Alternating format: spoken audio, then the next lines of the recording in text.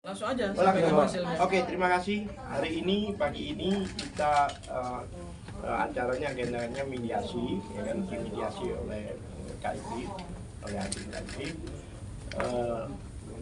Hampir full ya itu ruangan itu, karena banyak dari KPU juga banyak kan, ya kan. Yang mana di dalam mediasi ini ya sedikit mengerucut ya, artinya ada satu keinginan untuk kooperatif dari KPU untuk menyerahkan beberapa informasi yang kami minta gitu. Jadi dia akan berikan kami informasi-informasi, kami nggak sampaikan ya seperti apa, tapi sesuai dengan permohonan kami. Diberi waktu 7 hari maksimal dan mereka sepakat dan sudah ditandatangani langsung oleh Pak Bona ya, oleh Pak Bonatua sebagai prinsipal kami. Ya, kami kebetulan dari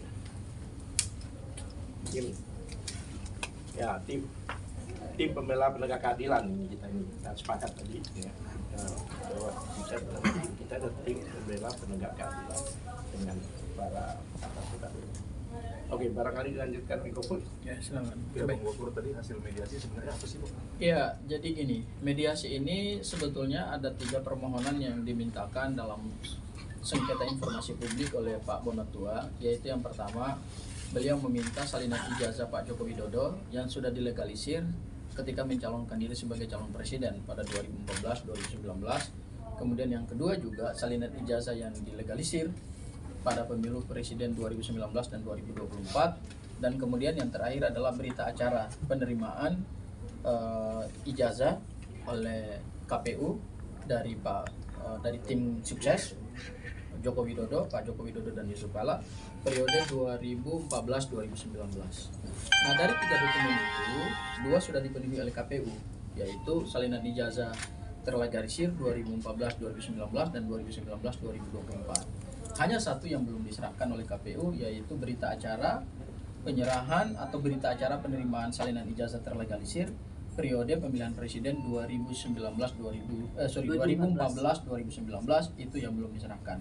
Nah, yang dimediasi hari ini mengerucut kepada berita acara penyerahan atau berita acara penerimaan ijazah salinan terlegalisir 2014-2019 karena Pak Bonatua sudah menerima 2 dokumen terlebih dahulu, yaitu salinan ijazah terlegalisir 2014-2019 dan 2019-2024 itu beliau sudah terima. Nah, hari ini yang dimediasi oleh Komisi Informasi Publik itu adalah ada tenggang waktu 7 hari. Kemudian nanti setelah 7 hari, paling lambat 7 hari, KPU harus menyerahkan berita acara penerimaan ijazah Pak Joko Widodo untuk pemilu presiden 2014-2019. Sementara untuk sengketa yang berkaitan dengan ijazah Pak Joko Widodo itu akan masuk dalam proses adjudikasi. Artinya akan disidangkan oleh komisioner terkait dengan ada 9 item informasi publik yang ditutup oleh KPU. Tadi memang juga dimediasi agar supaya ada beberapa permintaan apakah bisa dibuka nggak oleh ke publik. Tawaran dari KPU tadi sebetulnya mereka hanya ingin memperlihatkan saja 9 item informasi yang ada dalam ijazah Pak Joko Widodo yang ditutup selama ini, yaitu ada tanda tangan rektor, ada tanda tangan dekan, ada tanda tangan pejabat UGM yang mengesahkan ijazah, kemudian nomor seri, kemudian tanggal lahir. Pokoknya intinya ada 9. Tadi ditawarkan oleh KPU supaya cukup diperlihatkan saja kepada Pak Bonatua. Tapi kemudian Pak Bonatua bersama kami selaku tim kuasa hukum dipimpin oleh Pak Al-Katiri, kemudian juga ada Bu Kurnia, kemudian ada Bang Azam dan ada yang lain. Kami secara tegas menolak. Kenapa? Karena kalau diperlihatkan saja ke Pak Bonatua berarti itu kan bukan informasi publik, itu informasi pribadi.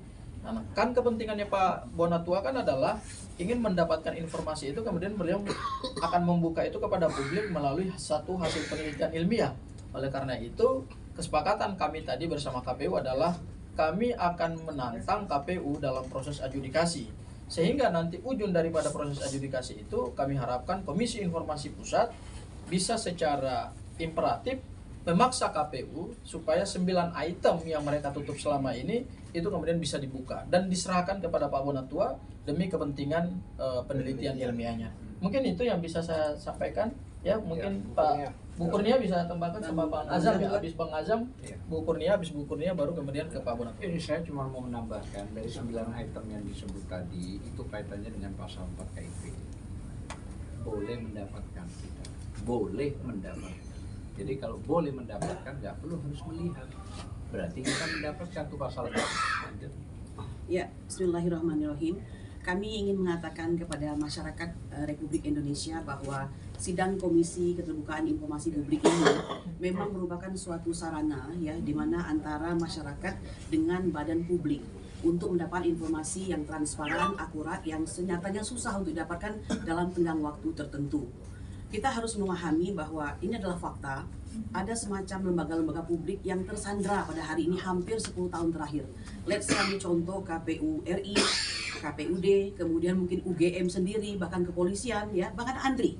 Jadi untuk mendapatkan data dari mereka ini, kadang kita harus melakukan suatu upaya yang sangat keras. Nah, oleh karena itu, karena mungkin kepercayaan publik juga semakin menipis dengan hal tersebut, maka sidang di Komisi Informasi ini adalah merupakan suatu sarana. Ya, nah kami hanya mengharapkan bahwa semoga para hakimnya nanti masih tetap konsisten karena so far so good, mereka cukup clean, cukup clear dan berkeadilan, dan ini masih memberikan harapan. Ya, karena apa?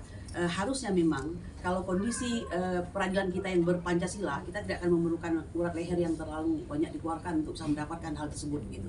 Jadi saya kira semoga Pak Bonatua mendapatkan apa yang diharapkannya lewat sidang-sidang kita ke depan. Terima kasih. Ya.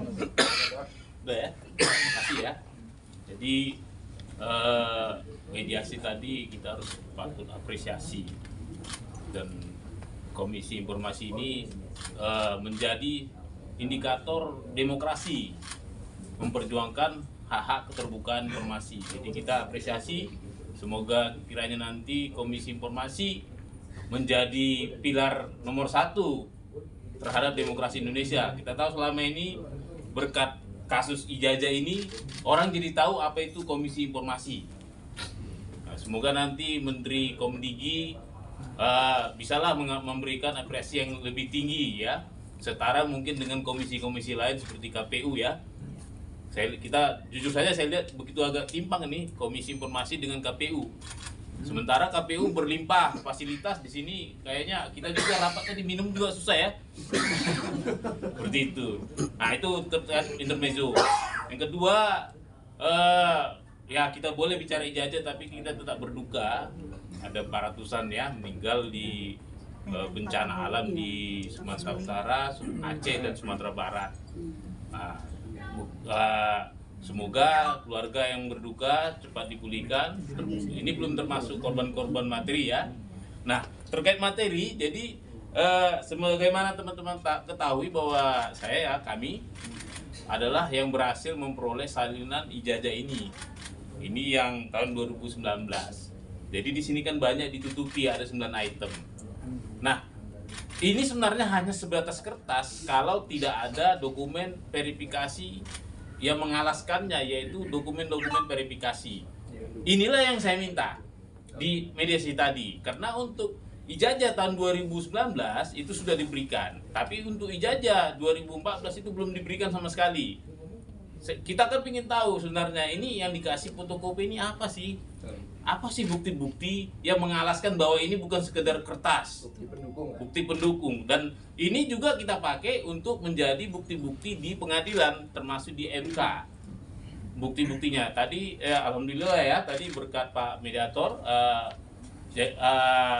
kita bersepakat dengan KPU untuk diserahkan seperti tadi paling lama 7 hari seperti itu.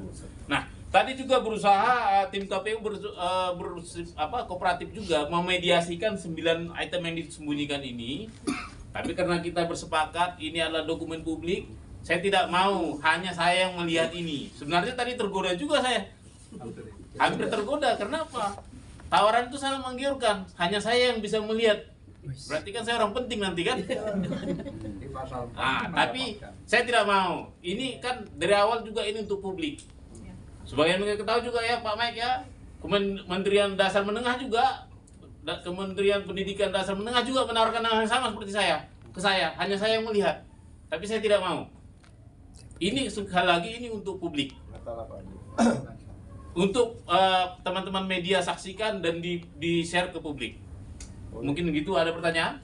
Pak, kenapa minta 9 item dari KPU? Sebenarnya kan abang saya pada saat itu bilang bahwa ijazah yang autentik itu di ANDRI. Itu kenapa? Ya, Jadi tadi ini ada 9 item, tapi dari mediasi tadi saya jadi minta 3.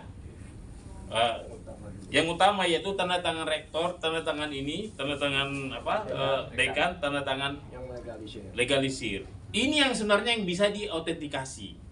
Ada tanggung jawab. Ini yang bisa diverifikasi, klarifikasi. Kenapa? Ini satu-satunya di dunia yang punya, yang mirip, yang mengeluarkannya. Jadi Andri pun nanti pasti dia ketika dia menerima pelimpahan dari KPU pasti dia ngecek tanda tangan ini juga. Wajib. Kenapa? Ini kan mengandung membawa masa lalu ya, jejak-jejak masa lalu ya, tanda tangan orangnya yang ini malah ada yang udah meninggal banyak ini. Seperti itu artinya tidak bisa direproduksi lagi tanda tangannya. Kalau yang nomor-nomornya kan tinggal ketik aja. Nah, tulisan lagi tinggal dibuat ya. Seperti itu. Pak, tadi ada ditanya nggak yang dimasukkan ke kaset KPU itu apakah A4 seperti itu? Ataukah ijazah sebenarnya kan lebih besar Ya, ukurannya? makanya sebenarnya seharusnya kalau itu memang sebagai salinan asli, itu harus sesuai, ukurannya juga sesuai. Makanya itu kalau memang ada dirubah-rubah itu kan bisa katakan diedit. Kalau menurut Kapolda waktu itu mengedit itu adalah perbuatan non hukum. Ya kan? Ya, kalau dikatakan mengedit, ya KPU yang mengedit. Kalau kawan-kawan kita RRT dan sebagainya itu menganalisa, tidak pernah merubah atau memindahkan. Jadi kalau edit itu merupakan perbuatan non hukum, maka yang kena adalah KPU. Karena ini menurut kami ini bukan persyaratan yang dikecualikan.